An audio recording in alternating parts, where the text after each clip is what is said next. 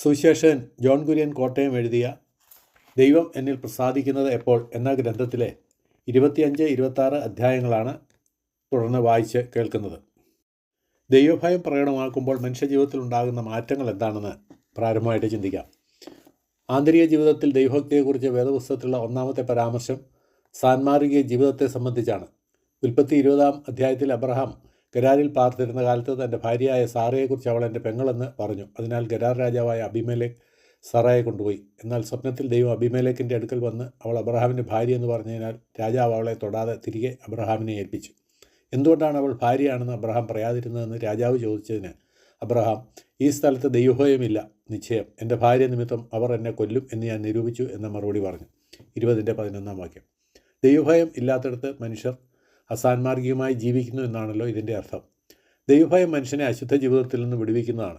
പോത്തിഫറിൻ്റെ ഭാര്യ പാപം ചെയ്യുവാൻ യോസേഫിനെ പ്രേരിപ്പിച്ചപ്പോൾ ദൈവഭയം ഹേതുവായാണ് അവൻ ആ പ്രലോഭനത്തിൽ അകപ്പെടാതിരുന്നതെന്ന് നാം കാണുന്നു. 39-9 വാക്യം. അശുദ്ധമായ ജീവിത നടപ്പിൻ്റെ മുഖ്യ കാരണം ദൈവഭയം ഇല്ലായ്മയാണെന്നത് വ്യക്തമാണ്. അശുദ്ധി പ്രവൃത്തിയിൽ പുറമേ വെളിവാകുന്നതിന് മുൻപ് ഹൃദയത്തിൽ അശുദ്ധ ചിന്ത ഉളവാകുന്നു. ആ ചിന്തയെ തന്നെ ജയിക്കുവാൻ നമുക്ക് സാധിച്ചാൽ തെറ്റായ പ്രവൃത്തി ചെയ്യാതെ രക്ഷപ്പെടുവാൻ കഴിയും.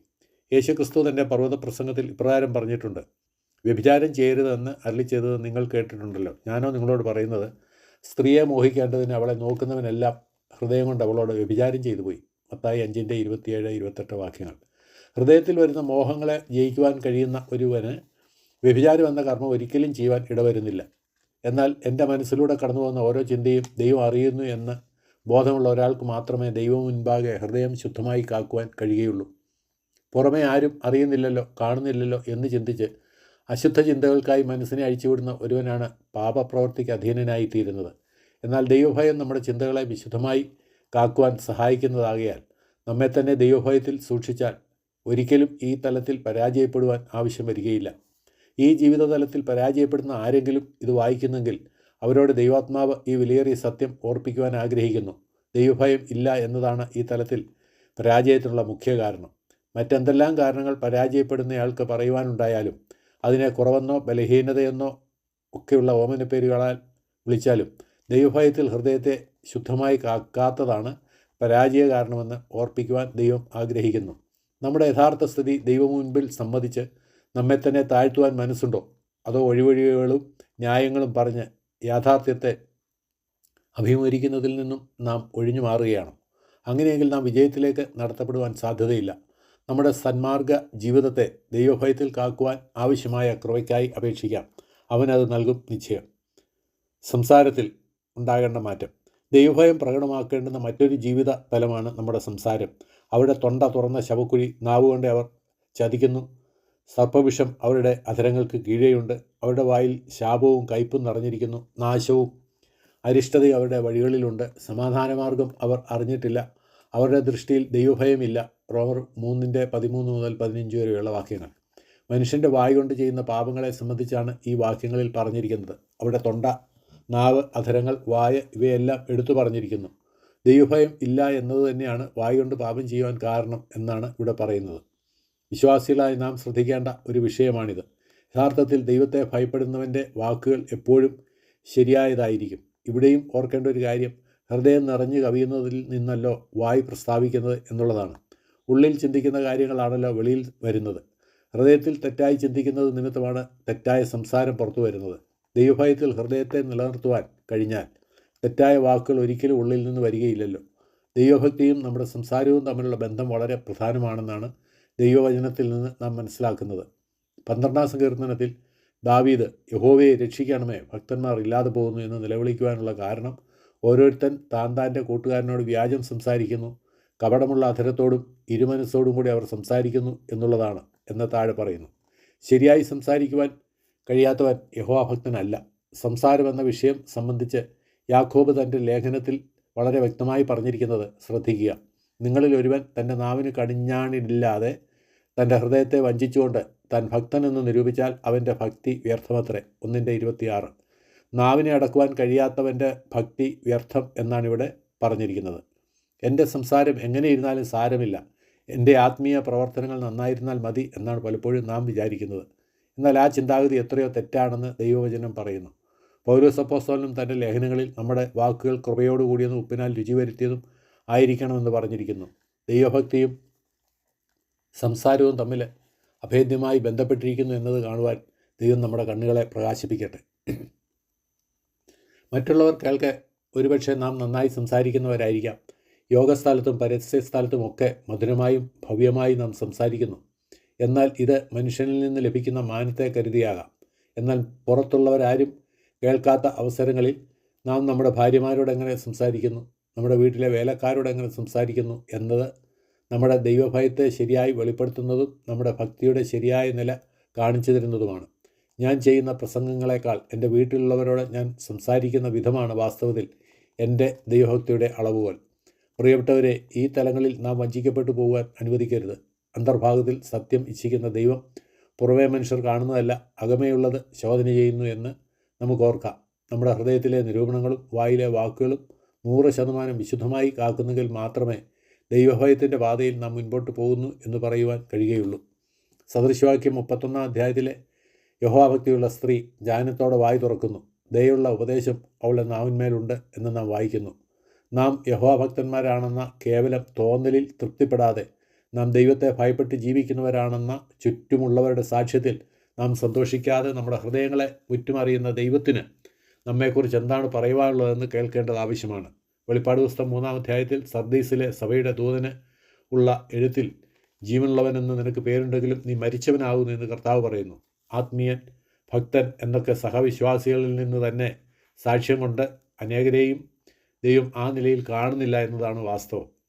നമ്മുടെ ചിന്താ ജീവിതത്തെയും വായിൽ നിന്ന് വരുന്ന വാക്കുകളെയും പൂർണ്ണമായി നിയന്ത്രിക്കുവാൻ കഴിവുള്ള ദൈവഭയം നമുക്കുണ്ടാകുവാൻ നമുക്ക് ശ്രമിക്കാം, ആഗ്രഹിക്കാം, പ്രാർത്ഥിക്കാം. സാമ്പത്തിക ഇടപാടുകളിൽ ദൈവഭയം എങ്ങനെ സ്വാധീനിക്കുന്നുവെന്ന് നോക്കാം. ദൈവഭയം വെളിപ്പെടേണ്ട സുപ്രധാനമായ ഒരു ജീവിത മേഖലയാണ് നമ്മുടെ സാമ്പത്തിക രംഗം.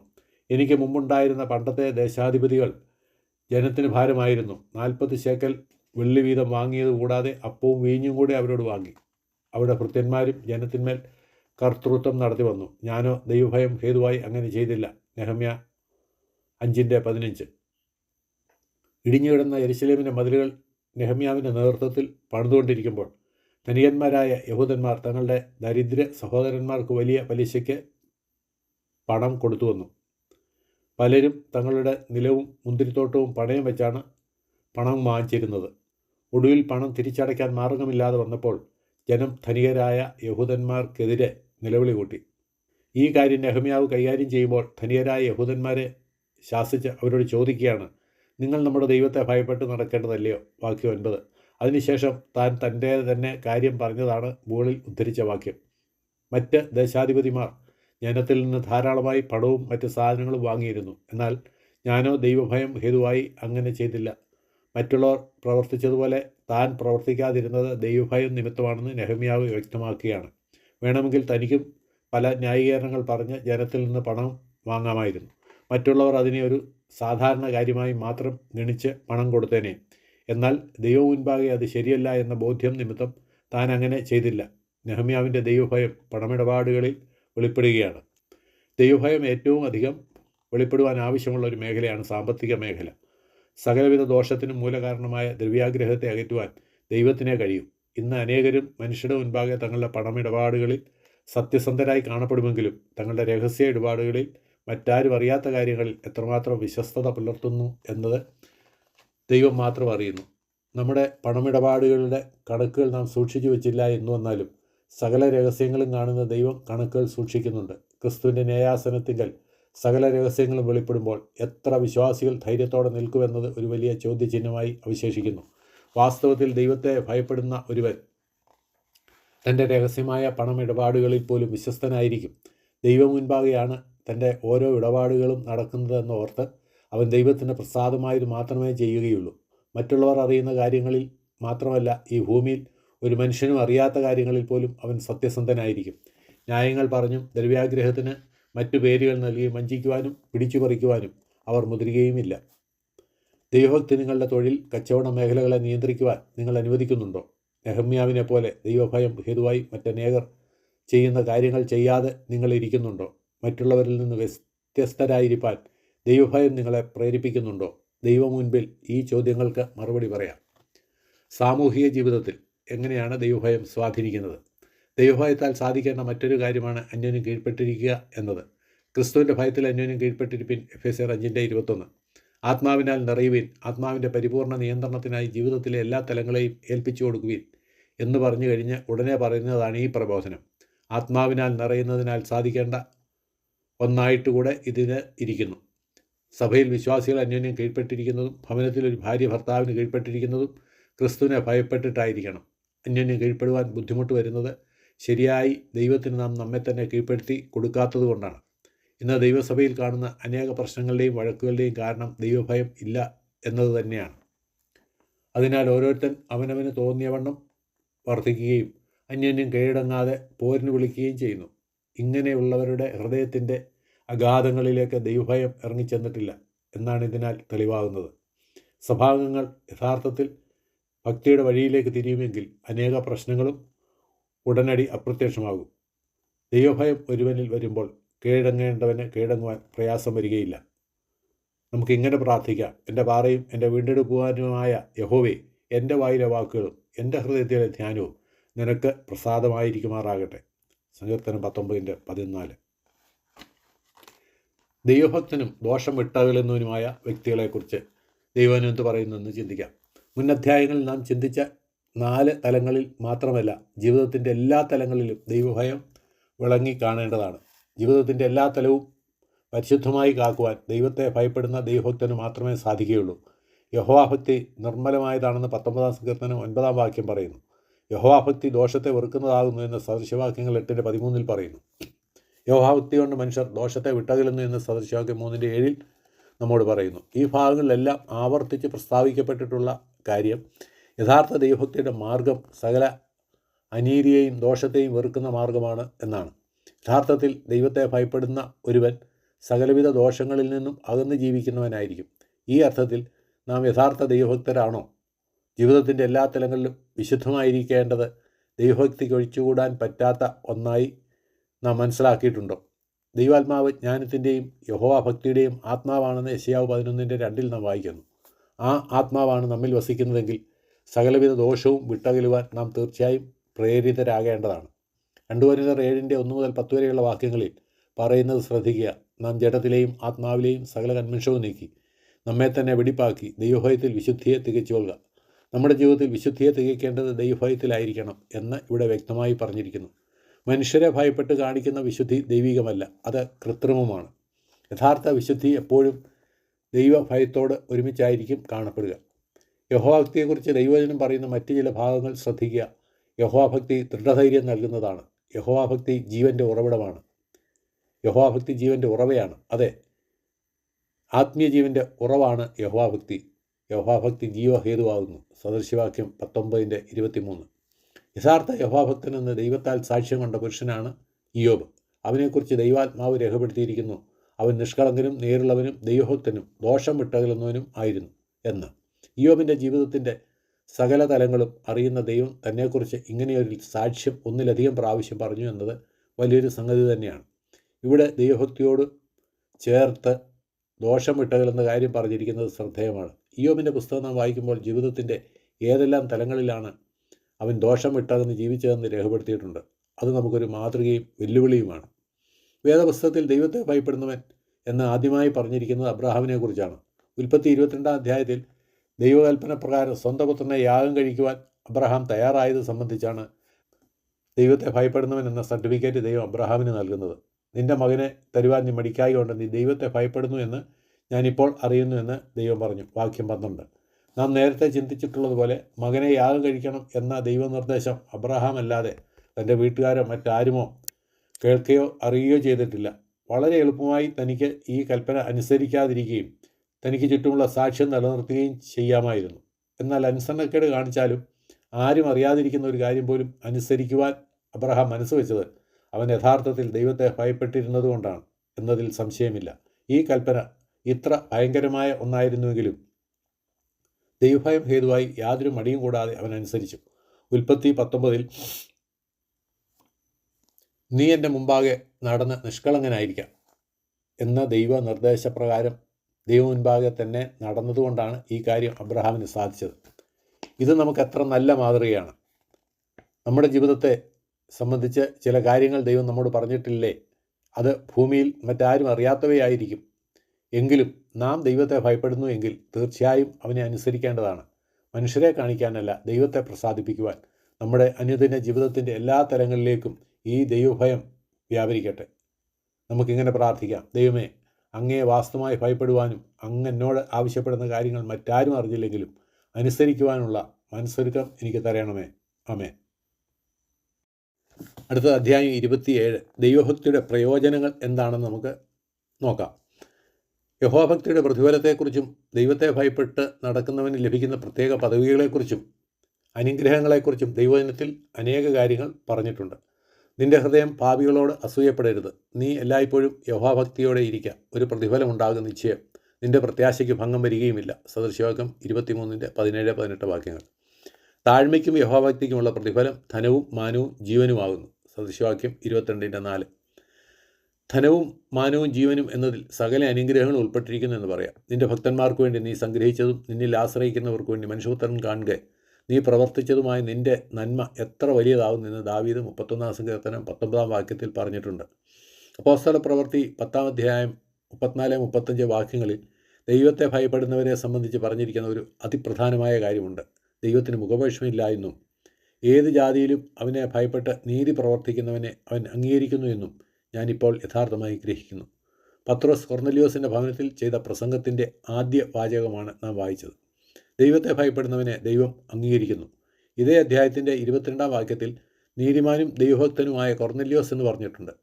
തനിക്കുണ്ടായിരുന്ന വെളിച്ചം അനുസരിച്ച് ജീവിക്കുകയും ദൈവത്തെ ഭയപ്പെട്ട് നടക്കുകയും ചെയ്ത ഒരുവനായിരുന്നു കൊർന്നലിയോസ്. അവൻ ദൈവസന്നിധിയിൽ അംഗീകരിക്കപ്പെട്ടവനായി എന്ന് മാത്രമല്ല, ആത്മീയമായി കൂടുതൽ വെളിച്ചത്തിലേക്ക് നടത്തപ്പെടുകയും ചെയ്തു. യഹോവയെ ഭയപ്പെട്ട് നടക്കുന്ന ഏതൊരുവൻ്റെയും ജീവിതം ദൈവത്തിന് പ്രസാദകരമാകുന്നു. കൂടുതൽ ആത്മീയ വെളിച്ചത്തിലേക്ക് അവൻ നടത്തപ്പെടുന്നു എന്ന വലിയ പാഠം ഇവിടെ നമുക്ക് പഠിക്കാം. തന്നെ ഭയപ്പെടുകയും തൻ്റെ ദൈവത്തിൽ പ്രത്യാശ വയ്ക്കുകയും ചെയ്യുന്നവരിൽ യഹോവ പ്രസാദിക്കുന്നു. സങ്കീർത്തനം 147:11. അടുത്തതായി നമുക്ക് കാണുവാൻ കഴിയുന്ന മറ്റൊരു കാര്യം, അവനെ ഭയപ്പെടുന്നവർക്ക് അവൻ്റെ കരുണ തലമുറയോളം ഇരിക്കുന്നു എന്നതാണ്. ലൂക്കോസ് 1:50. അപ്പന് മക്കളോട് കരുണ തോന്നുന്നത് പോലെ യഹോവയ്ക്ക് തൻ്റെ ഭക്തന്മാരോട് കരുണ തോന്നുന്നു. സങ്കീർത്തനം 103:13. ദൈവത്തിൻ്റെ കരുണ നമുക്ക് ഓരോ ദിവസവും ധാരാളമായി ആവശ്യമാണ്. ആ കരുണ ലഭിക്കാൻ ദൈവഭക്തി സഹായകമാണെന്നത് എത്ര ആശ്വാസകരമാണ്. യഹോവാഭക്തൻ ബഹുമാനിക്കപ്പെടേണ്ടവനായി സങ്കീർത്തനം 15:4 ചിത്രീകരിക്കുന്നു. ഈ ലോകത്തിൻ്റെ ധനമഹിമകൾ കൊണ്ട് ഉണ്ടാകുന്ന ബഹുമാനമല്ലാതെ യഹോവാഭക്തനെ ബഹുമാനിക്കുന്നവരാണ് യഹോവയുടെ കൂടാരത്തിൽ പാർക്കുകയും അവൻ്റെ വിശുദ്ധ പർവ്വതത്തിൽ വസിക്കുകയും ചെയ്യുന്നത്. യഹോവയുടെ ദൃഷ്ടി തൻ്റെ ഭക്തന്മാരുടെ മേലും തൻ്റെ ദയയ്ക്കായി പ്രത്യാശിക്കുന്നവരുടെ മേലും ഇരിക്കുന്നു. സങ്കീർത്തനം 33:18. ദൈവത്തിൻ്റെ നോട്ടത്തിന് കീഴിൽ ജീവിക്കുക എന്ന് പറയുന്നത് എത്ര വലിയ പദവിയാണ്. അങ്ങനെയുള്ളവർക്ക് ആരെയും ഒന്നിനെയും ഭയപ്പെടുവാനില്ല. കർത്താവ് അവരെ തൻ്റെ കണ്ണിൻ്റെ കൃഷ്ണമണി പോലെ കാത്തു സൂക്ഷിക്കും. സദാസമയവും എൻ്റെ ദൈവത്തിൻ്റെ ദൃഷ്ടി എൻ്റെ മേലുണ്ടെന്നറിഞ്ഞ് ജീവിക്കുന്നത് എത്ര അനുഗ്രഹീതമായ കാര്യമാണ്. പെട്ടെന്ന് എന്തെങ്കിലും വന്നു ഭവിക്കുമെന്നോ അനർത്ഥം നേരിടുമെന്നോ ഒന്നും ക്ലേശിക്കുവാൻ ആവശ്യമില്ലാത്ത ജീവിതം. സങ്കീർത്തനം 25:12 യഹോവാഭക്തനെ സംബന്ധിച്ച് അതിപ്രധാനമായ ഒരു കാര്യം നമ്മോട് പറയുന്നു. യഹോവാഭക്തനായ പുരുഷൻ ആർ? അവൻ തിരഞ്ഞെടുക്കേണ്ടുന്ന വഴി താൻ അവന് കാണിച്ചു കൊടുക്കും. യഹോവയെ ഭയപ്പെടുന്നവർക്ക് ദൈവം തൻ്റെ ഹിതം കാണിച്ചു കൊടുക്കും. ആ അധ്യായത്തിൽ തന്നെ 14-ാം വാക്യം പറയുന്നത് യഹോവയുടെ സഹിത്വം നിൻ്റെ ഭക്തന്മാർക്കുണ്ടാകും. അവൻ തൻ്റെ നിയമം അവരെ അറിയിക്കുന്നു എന്നാണ്. ജീവിതത്തിൻ്റെ വഴിത്തിരിവുകളിൽ ദൈവേഷ്ടം എന്താണെന്നറിയാതെ കുഴങ്ങുവാൻ ആവശ്യമില്ലാതെ തൻ്റെ ഭക്തന്മാർക്ക് അവൻ തൻ്റെ വഴി കാണിച്ചു കൊടുക്കും. ഞാൻ അവരുടെ മേൽ ദൃഷ്ടി വെച്ച് അവർക്ക് ആലോചന പറഞ്ഞു കൊടുക്കും എന്ന വാഗ്ദത്തത്തിന് കീഴിൽ ജീവിക്കുന്നവർ ധന്യരാണ്. മറ്റുള്ളവർക്ക് ഗ്രഹിക്കുവാൻ കഴിയാത്ത രഹസ്യങ്ങൾ, തൻ്റെ നിയമങ്ങൾ, വഴി എന്നിവയൊക്കെ താൻ ഭയപ്പെടുന്നവർക്ക് യഹോവ വെളിപ്പെടുത്തി കൊടുക്കും. വഴി തെറ്റാതെ മുൻപോട്ട് പോകുവാനും തിരഞ്ഞെടുക്കേണ്ടുന്ന സന്ദർഭങ്ങളിൽ ദൈവഹിതം മനസ്സിലാക്കുവാനും ദൈവഭക്തനായിരിക്കുക എന്നതാണ് ഏറ്റവും നല്ല മാർഗം. തന്നെ ഭയപ്പെടുന്നവരെ കൈപിടിച്ച് നടത്തുന്നവനാണ് നമ്മുടെ ദൈവം. തൻ്റെ ഭക്തന്മാരുടെ ആഗ്രഹം അവൻ സാധിപ്പിക്കും. അവിടെ നിലവിളി കേട്ട് അവരെ രക്ഷിക്കും. സങ്കീർത്തനം 145:19. ദൈവം തൻ്റെ ഭക്തന്മാരുടെ ആഗ്രഹങ്ങളെ സാധിപ്പിക്കുന്നവനാണ്. ദൈവഹിതപ്രകാരമല്ലാത്ത ആഗ്രഹങ്ങൾ തൻ്റെ ഭക്തന്മാർക്ക് ഉണ്ടായിരിക്കുകയില്ലല്ലോ. അതിനാൽ ആ ആഗ്രഹങ്ങൾ സാധിപ്പിച്ചു കൊടുക്കുവാൻ ദൈവത്തിൻ്റെ സന്തോഷമേ ഉണ്ടാകുകയുള്ളൂ. മാത്രമല്ല, അവിടെ നിലവിളി കേട്ട് അവരെ രക്ഷിക്കും. ആപത്തിൻ്റെയും പ്രയാസത്തിൻ്റെയും വേളകളിൽ തൻ്റെ ഭക്തന്മാരുടെ നിലവിളി കേൾക്കാമെന്ന് ദൈവം വാഗ്ദത്തം ചെയ്യുന്നു. തന്നിൽ ആശ്രയിക്കുന്നവർക്ക് വേണ്ടി തന്നെത്താൻ ശക്തനെന്ന് കാണിക്കേണ്ടതിന് യഹോവയുടെ ദൃഷ്ടി ഭൂമിയിൽ എല്ലായിടവും ഊടാടി സഞ്ചരിക്കുന്നു എന്ന ദൈവവചനം ഈ ബന്ധത്തിൽ നമുക്ക് ഓർക്കുവാൻ കഴിയും. ദൈവഭക്തന്മാരോടുള്ള മറ്റൊരു വാഗ്ദത്തമാണ് തൻ്റെ ഭക്തന്മാർക്ക് അവൻ ആഹാരം കൊടുക്കുന്നു എന്നത്. സങ്കീർത്തനം 111:5. ദൈവഭക്തന്മാർക്ക് ഭൗമികമായ ആവശ്യങ്ങളെപ്പറ്റി ഓർത്ത് വിചാരപ്പെടുവാൻ ആവശ്യമില്ല.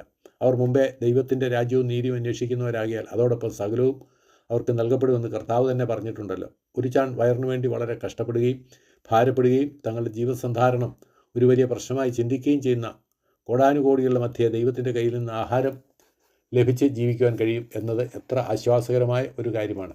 ഒന്നിനെക്കുറിച്ചും വിചാരപ്പെടാതെ കാക്കയെ പുലർത്തുന്ന ദൈവത്തിൽ ആശ്രയം വയ്ക്കുവാൻ സാധിച്ചാൽ അത് വലിയൊരു കാര്യം തന്നെയാണ്.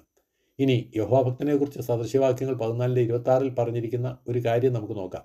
യഹോവാഭക്തന് ദൃഢധൈര്യമുണ്ട്, അവൻ്റെ മക്കൾക്ക് ശരണമുണ്ടാകും. മക്കൾക്ക് വേണ്ടി നാം അനേക കാര്യങ്ങൾ ചെയ്യാറുണ്ട്. അവർക്കായി പണം സൂക്ഷിച്ചു വയ്ക്കുകയും അവരുടെ ഭാവിക്കായി പല കരുതലുകൾ ചെയ്യുകയും ചെയ്യാറുണ്ട്. എന്നാൽ ഇതിനേക്കാളെല്ലാം ഉറപ്പായി മക്കൾക്ക് ശരണമുണ്ടാകുവാൻ നാം യഹോവാഭക്തന്മാരായിരുന്നാൽ മതിയാകും. ദൈവത്തെ ഭയപ്പെട്ട് അവൻ്റെ വഴികളിൽ നടക്കുന്നവൻ്റെ സന്തതി അനുഗ്രഹിക്കപ്പെടുക തന്നെ ചെയ്യും.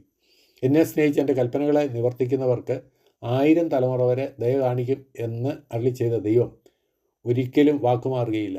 37-ാം സങ്കീർത്തനത്തിൻ്റെ 25-ാം വാക്യത്തിൽ ദാവീദ് പറയുന്നത് കേൾക്കുക: ഞാൻ ബാലനായിരുന്നു, വൃദ്ധനായി തീർന്നു. നീതിമാൻ തുണയില്ലാതിരിക്കുന്നതും അവൻ്റെ സന്തതി ആഹാരമൊരുക്കുന്നതും ഞാൻ കണ്ടിട്ടില്ല. പ്രിയ വിശ്വാസികളെ, നാം പൂർണ്ണ ഹൃദയത്തോടെ ദൈവവഴികളിൽ നടന്നാൽ ദൈവം തൻ്റെ വാഗ്ദത്തപ്രകാരം നമ്മുടെ മക്കളെയും അനുഗ്രഹിക്കും എന്നോർത്തുകൊള്ളുക. ഇവിടെ ആവർത്തന പുസ്തകം 4-ാം അധ്യായം 10-ാം വാക്യത്തിൽ പറയുന്ന ഒരു കാര്യം നാം ശ്രദ്ധിക്കേണ്ടതാണ്. അവർ ഭൂമിയിൽ ജീവിച്ചിരിക്കുന്ന നാളൊക്കെയും എന്നെ ഭയപ്പെടുവാൻ പഠിക്കുകയും ദൈവത്തെ ഭയപ്പെടുവാൻ തങ്ങളുടെ മക്കളെ പഠിപ്പിക്കുകയും വേണം എന്നാണ് ഇവിടെ ദൈവം ആവശ്യപ്പെടുന്നത്. ദൈവഭക്തി എന്നത് നാം തന്നെ പഠിക്കുകയും നമ്മുടെ മക്കളെ പഠിപ്പിക്കുകയും ചെയ്യേണ്ടതാണ്. നമ്മുടെ സന്തതി ശുഭമായിരിക്കുവാൻ ഇത് സഹായകരമായിരിക്കും. നമ്മുടെ ദൈവഭക്തി ജീവിതത്തിൻ്റെ എല്ലാ തരങ്ങളിലും നമ്മുടെ മക്കൾ കാണത്തക്കവണ്ണം മാതൃകയായി നാം ജീവിക്കേണ്ടതാണ്. ദൈവഭക്തിയായി ജീവിക്കുന്നവർക്ക് തീർച്ചയായും നന്മയുണ്ടാകുമെന്ന് ദൈവവചനം ശക്തമായി പറയുന്നു. സഭാപ്രസംഗി 8:12 നോക്കുക: പാപി 100 പ്രാവശ്യം ദോഷം ചെയ്യുകയും ദീർഘായുസ്സോടെ ഇരിക്കുകയും ചെയ്യുന്നുണ്ടെങ്കിലും ദൈവത്തെ ഭയപ്പെടുന്ന ഭക്തന്മാർക്ക് നന്മ വരുമെന്ന് ഞാൻ നിശ്ചയമായി അറിയുന്നു. ദൈവത്തിൻ്റെ കരുതൽ എത്ര വലിയതെന്ന് സങ്കീർത്തനക്കാരൻ പറയുന്നു. തൻ്റെ ഭക്തന്മാർക്ക് വേണ്ടി നന്മ സംഗ്രഹിച്ചു വയ്ക്കുന്നവനാണ് ദൈവം. അവരുടെ നന്മയ്ക്കായി ദൈവം സകലവും കൂടി വ്യാപരിപ്പിക്കുന്നു. യാതൊരു തിന്മയും ഭവിക്കാതെ ദൈവം തന്നെ അവരുടെ മേൽ ദൃഷ്ടി വെച്ച് അവരെ പരിപാലിക്കുന്നു. എത്ര അനുഗ്രഹീത വാഗ്ദത്തങ്ങളാണ് ദൈവഭക്തർക്കുള്ളത്. യാതൊരു തിന്മയും ഏശാത്തൊരു ജീവിതം ദൈവം തൻ്റെ ഭക്തർക്ക് നൽകുന്നു. പൗലോസ് അപ്പോസ്തലൻ തിമോഥെയോസ് എന്ന യുവാവിനെ ഓർപ്പിക്കുന്ന വസ്തുത ശ്രദ്ധിക്കുക: ദൈവഭക്തിയോ ഇപ്പോഴത്തെ ജീവൻ്റെയും വരുവാനിരിക്കുന്നതിൻ്റെയും വാഗ്ദത്തമുള്ളതാകിയാൽ സകലത്തിലും പ്രയോജനകരമാകുന്നു. 1 തിമോഥെയോസ് 4:8. ഈ ലേഖനത്തിൻ്റെ തന്നെ 6-ാം അധ്യായത്തിൽ അലംഭാവത്തോടു കൂടിയ ദൈവഭക്തി വലുതായ ആദായം ആകുന്നതാനും എന്നും പറഞ്ഞിരിക്കുന്നു. ദൈവഭക്തന് ജീവിതത്തിൽ സന്തോഷമുണ്ട്, സംതൃപ്തിയുണ്ട്, സമാധാനമുണ്ട്, ഭീതിയില്ല, ചിന്താകുലമില്ല, ദൃഢധൈര്യമുണ്ട്. ഭക്തരിൽ വിശ്വാസ ജീവിതം പോലെ ഇത്ര ഭദ്രമാം ജീവിതം വേറെയുണ്ടോ എന്നൊരു ഭക്തകവി പാടിയിരിക്കുന്നത് എത്ര സത്യം. നിങ്ങളൊരു ദൈവഭക്തനാണോ? ദൈവഭക്തയാണോ? ദൈവത്തെ സ്നേഹിക്കുകയും സേവിക്കുകയും ഭയപ്പെടുകയും ചെയ്യുന്നവർ ബുദ്ധിശൂന്യരാണെന്നും അവർക്ക് ജീവിതത്തിൽ യാതൊരു സന്തോഷവും ഇല്ലെന്നും കേവലം അരിഷ്ടമായ വിരസമായ ജീവിതത്തിൻ്റെ ഉടമകളാണ് അവർ എന്നും ചിന്തിക്കുന്ന ലോകത്തിൻ്റെ മധ്യേ യഥാർത്ഥ ദൈവഭക്തിയിൽ ജീവിച്ച് അതിൻ്റെ അനുഗ്രഹവും സന്തോഷവും ലോകത്തിന് വെളിപ്പെടുത്തി കൊടുക്കുവാൻ നിങ്ങൾ സന്നദ്ധരാണോ? ഈ അനുഗ്രഹിക്കപ്പെട്ട ജീവിതത്തിലേക്ക് ദൈവം നിങ്ങളെ ക്ഷണിക്കുന്നു. യഹോവയെ ഭയപ്പെട്ട് അവൻ്റെ കൽപ്പനകളിൽ ഏറ്റവും ഇഷ്ടപ്പെടുന്ന മനുഷ്യൻ ഭാഗ്യവാൻ. ദൈവമേ, ഒരു യഥാർത്ഥ ദൈവഭക്തനായി ജീവിക്കുന്ന ജീവിതം എത്ര ശ്രേഷ്ഠമാണ്. ആ അത്യുന്നത പദവിയിലേക്ക് ഉയരുവാൻ എന്നെ സഹായിക്കണമേ. ആമേൻ.